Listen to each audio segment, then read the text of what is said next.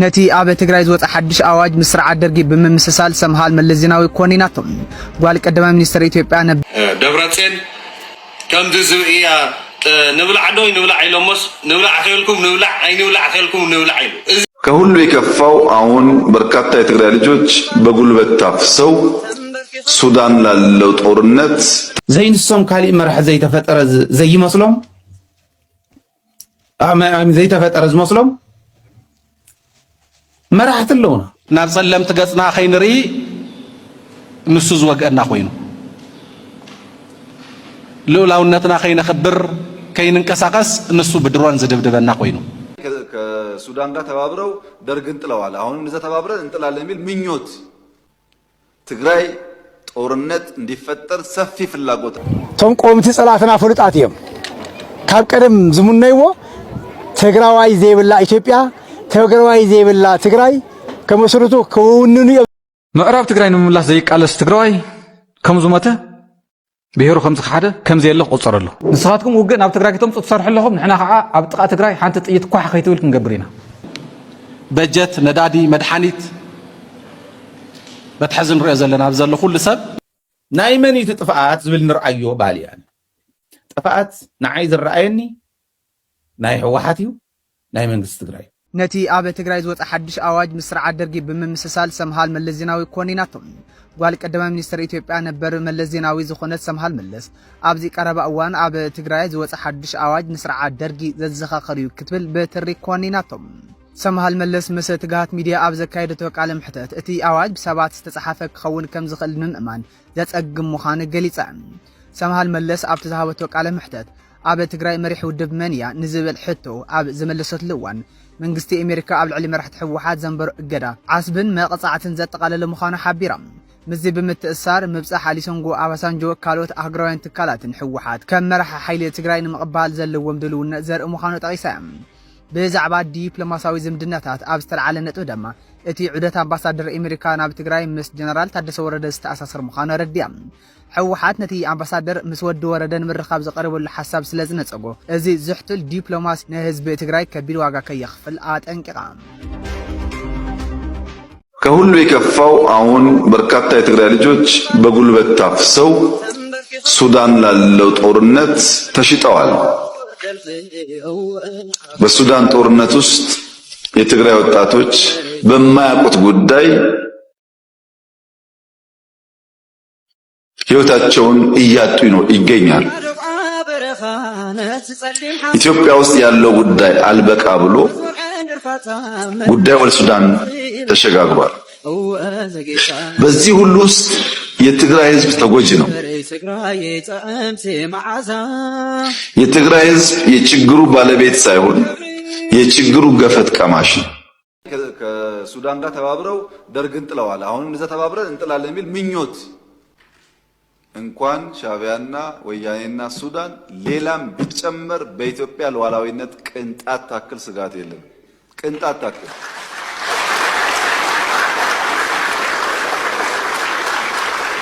ቶም ቆምቲ ጸላትና ፍልጣት እዮም ካብ ቀደም ዝሙነይዎ ትግራዋይ ዘይብላ ኢትዮጵያ ትግራዋይ ዘይብላ ትግራይ ከመሰረቱ ከውንኑ እዮም ዝደልዩ ትግራዋይ እንዳሃለወ ግን ትግራዋይ ዘይብላ ትግራይ ግን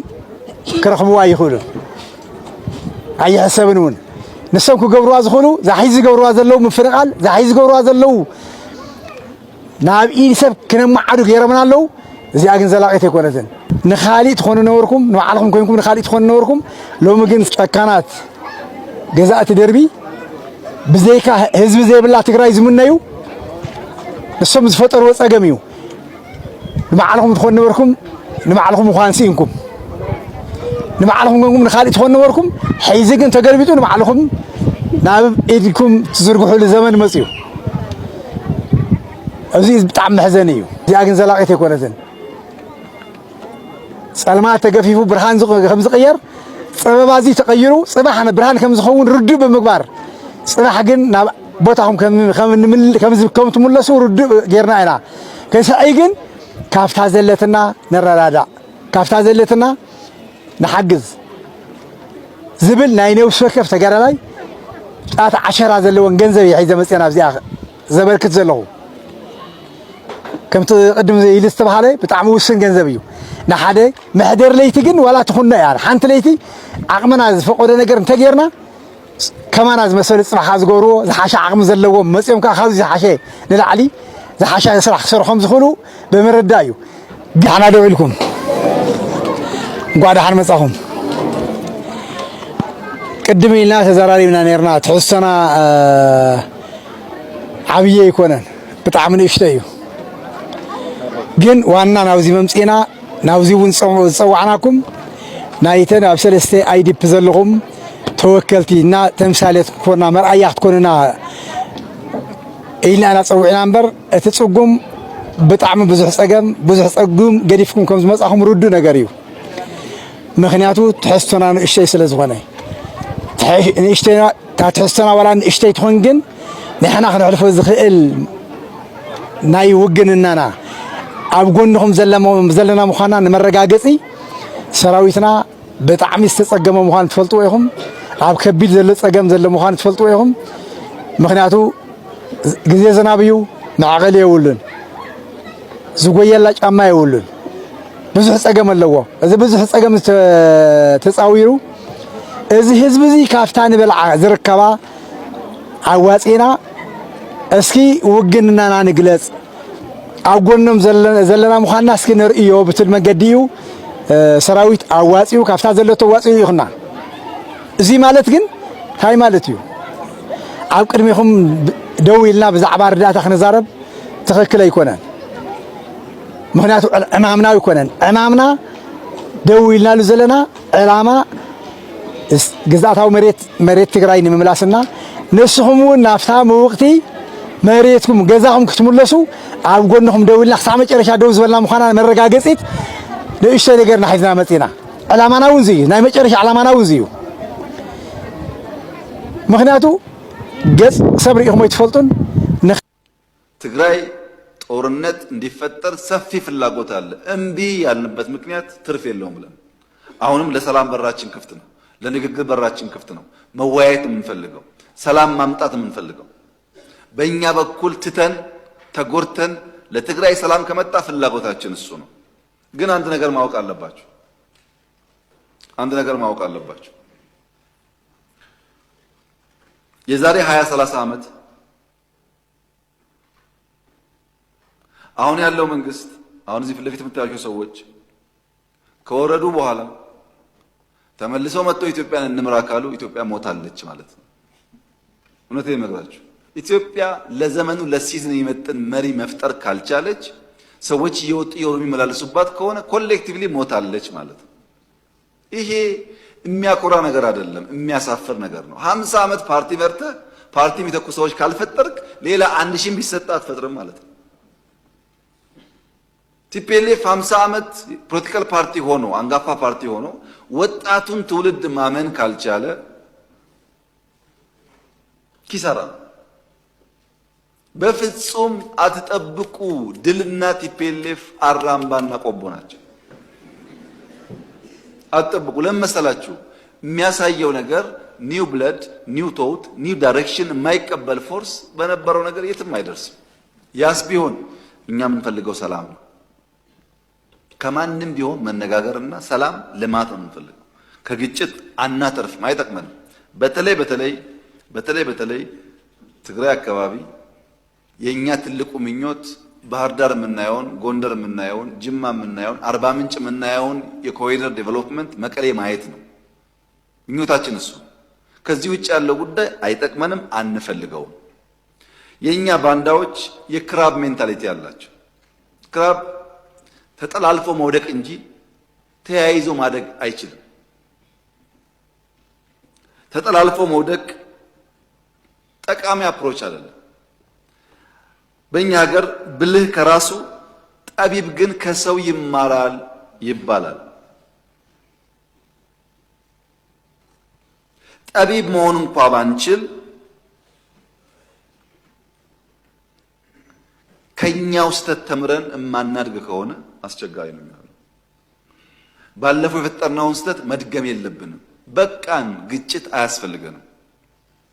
የኢትዮጵያ መከላከያ ሰራዊት አሁን ያለው አቅም ትናንትና ካለው ጋር አይገናኝም። ግጭት ካለ ኪሳራው ጥፋቱ ብዙ ነው። ቲፒኤልኤፍ 50 ዓመት ፖለቲካል ፓርቲ ሆኖ አንጋፋ ፓርቲ ሆኖ ወጣቱን ትውልድ ማመን ካልቻለ ኪሳራ ነው።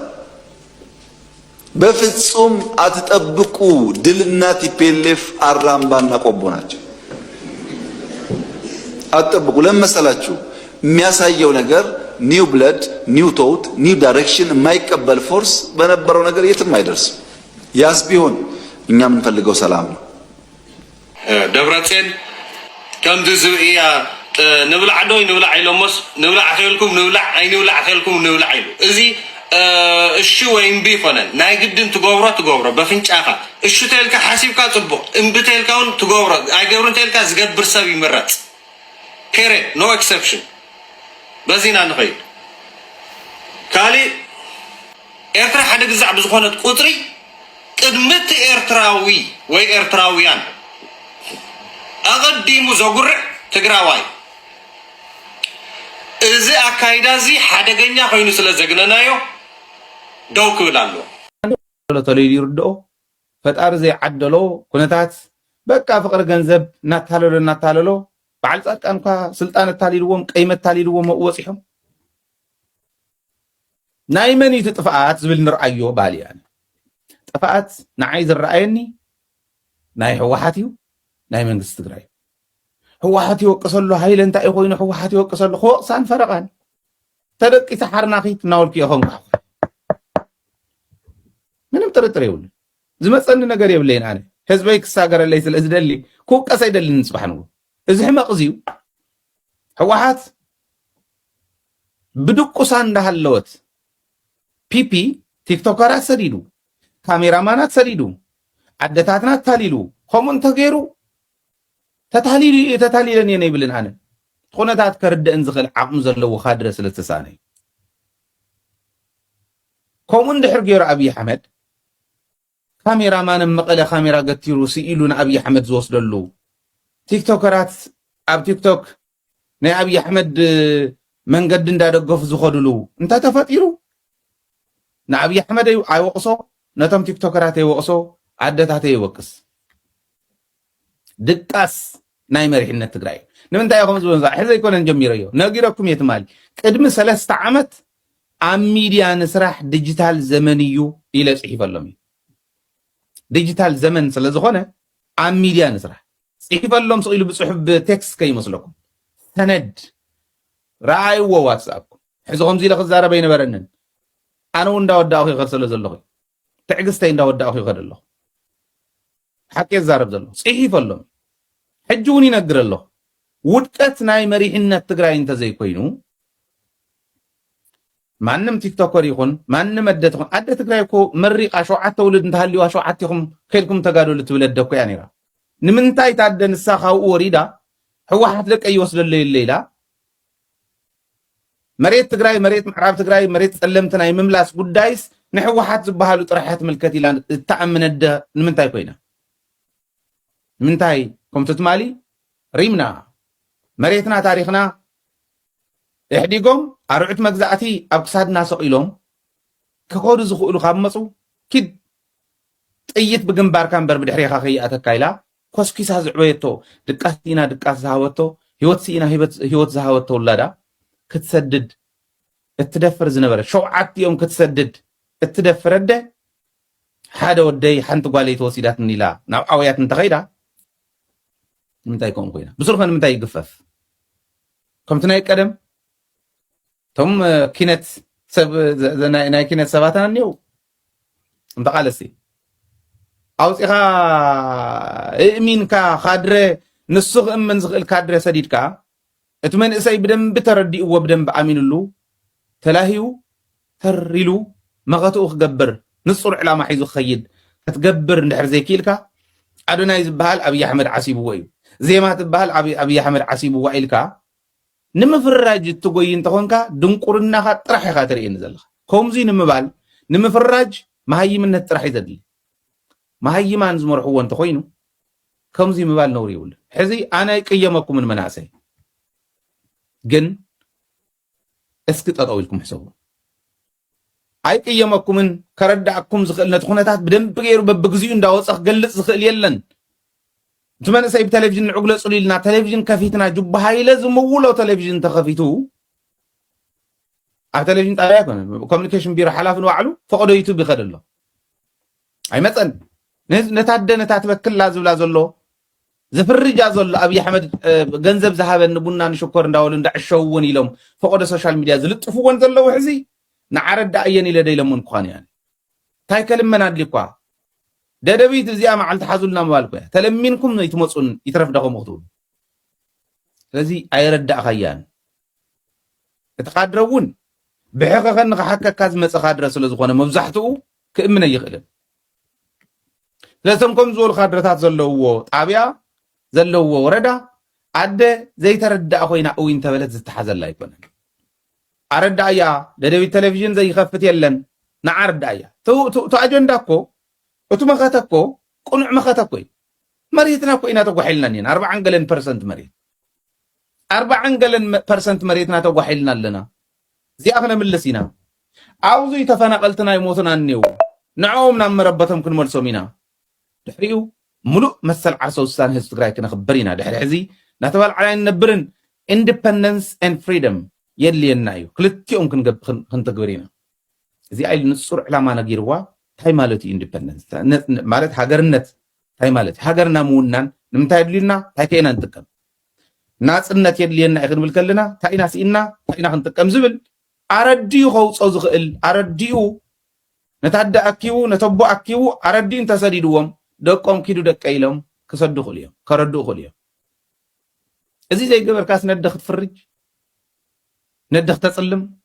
ኣነ ይፅልማ እቲ ጉዳይ ዋላ ትክክል ተዘይኮነቶም ዝኸዱ ዘለዉ ንምንታይ ምዃኖም ንፈልጥ ኢና ግን ብከምኡ ክኸደ ይነበረን ምኻድ ትክክል እዩ ምቅላስ ትክክል እዩ ምክንያቱ ቦቶም ዝገለፅክዎም ምክንያታት ነገር ግን እተን ዘይተረድአን ኣደታት ተረድአን እምበር ከምኡ ጌርካ ኣይኮነን እቶም ዘይተረድኦም ቲክቶከራት እውን ረዲእኻ ትመልሶም እምበር ከምኡ ጌርካ ኣይኮነ ቅድሚ ሕዚ ኢለኩም ነይረ ብፀለመ ዝምለስ ነገር የለን ህወሓት ኣባላታ ኮይኖም ዕድመ ንእስነቶም ሙሉእ ኣብ ህወሓታውነት ኣብ ደደቢታውነት ማለት በረኻ ደደቢት ከይዶም ሓባሪ ጥይት ዝተኮሱላ መዓልቲ ትዕላማ እንዲ ኣብቲ ዕላማ ንሱ ተደራዲሩ ዝፈልጥ የለን ግን ህዝቢ ትግራይ ህወሓትነት እንታይ ማለት ምዃኑ ናፅነት ማለት እንታይ ማለት ምዃኑ ቃልሲ ማለት እንታይ ማለት ምዃኑ ምርዳእዊ ህወሓት ብልፅግና ካፍቲን ተኣኻኺብካ ከም ሳንጣ ልማኖ ከም እንጀራ ልማኖ ሕውስውስ ዝበለ ነገር ተኣኪቡ ኣዲስ ኣበባ ህይወት ዘመኖም ሙሉእ ንሕወሓትነት ዝቃለሱ ዝነበሩ እንዳሕደገ ክወስደላ ከሎ ደቂሳ ግደፉ ሕወሓት ዝነበሩ ብልፅግና ሕዲጉን ተወሲዱላ ናይ ሕወሓት ሕመቕ እምበር ናይ ብልፅግና ብቕዓት ኣይኮነን ስለዚ እውን ስራሕ ሕወሓት ኣነ ዝደልያ ነቶም ብልፅግና እውን ሕወሓታውያን ክትገብሮም ስሒባ እምበር ሕወሓት ዝነበሩ እንዳፈረጀት ሽሩ ውፁ እንድሕር ኣነ ዝበልክዎ ዘይበልኩም ኣነ ዝበልክዎ እንድሕር ዘይትብሉ ኮንኩም ውፁ ለይ እናበለት ተባርር እንተኮይና ነጊረኩም እዩ ዘየዋፀናን ድኹማት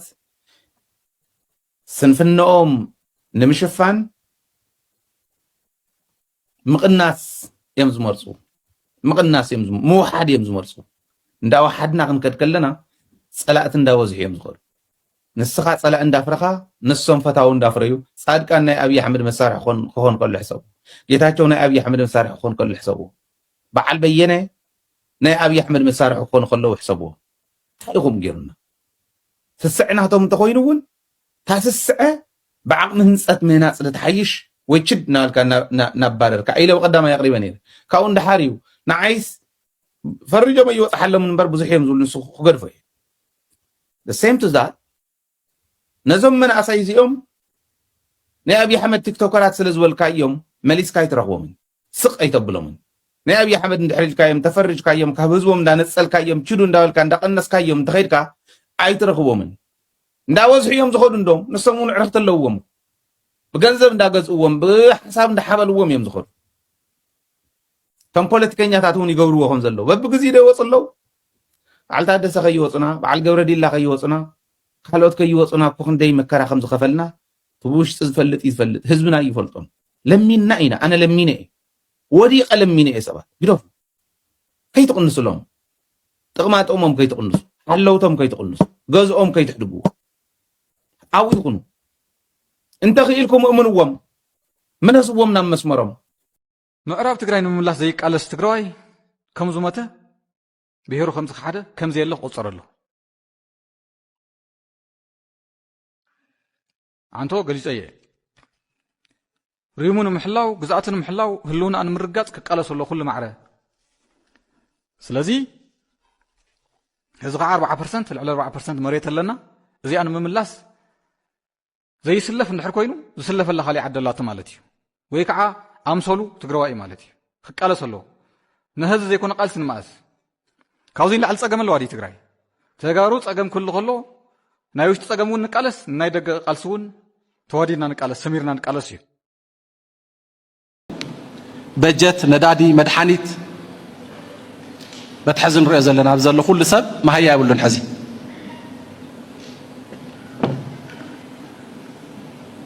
بسممع بريتوريا أبيلكا نكونفيدنس بيلدينج مجارس تباهيلهم تجميرهم زنور النجارات ندحريت بزم الله سلو من قدي أتم ترفع خمسة زخول ترحيم حزب تقرأي زلوا تيلي بمزرعة كرشي كبلو صح هذي نايتوبيا أير من قد كابي تقرأي سب نموك عز رحمة يبوين جزاء كل نمخاد إما على سلو بانكي قرشي ولون تعاطيو intentionally تعاطيو ندادينا حدا محبري يكون من حدا حزب دم سريو كم تنحنا دويلنا دم نتكم تي ايكونومي تي بوليتيكا بوملو تي حدا كم حدا انتيتي كننقساس كنسرح تخوينا ندادي تعاطيلو مدحانيت يلن عديتات تግራይ ናብትናይ ቀደም ናብትናይ ደርገዋን ወይ ድሕሪዮ ዝነበረ ሓፀርተዋና ናኡ ይምለሰሎ ኣብያተ ትምህርቲ ትግራይ ይዕፀለዋ